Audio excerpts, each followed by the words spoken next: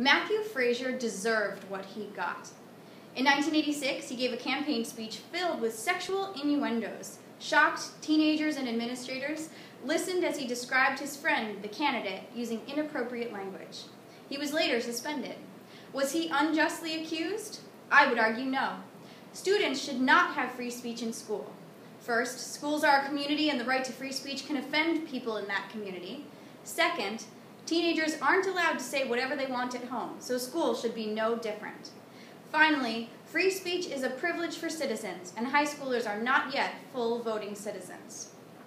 First of all, students should not have free speech in school because often what they say is offensive to other people in the school community. For example, Matthew Frazier was punished in 1986 for, quote, a campaign speech that was considered lewd, end quote. His speech might have been funny to some, but to others it could have been offensive and made people uncomfortable. This shows that there should be limits to our rights to free speech, especially in school. Secondly, students should not have free speech in school because they don't have free speech at home either. For instance, Matthew Frazier used gross innuendos and sexual imagery such as, quote, a man who takes his point and pounds it in, and, quote, who will go to the very end, even to the climax, for each and every one of you, end quote. This kind of offensive language would not be acceptable in most homes, so why should it be acceptable at school?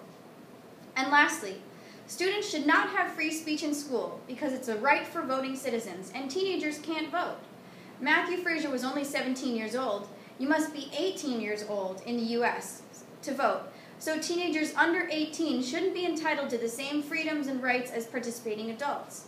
Rights and freedoms are privileges of citizens, not to be taken advantage of. All in all, students should not have free speech in school.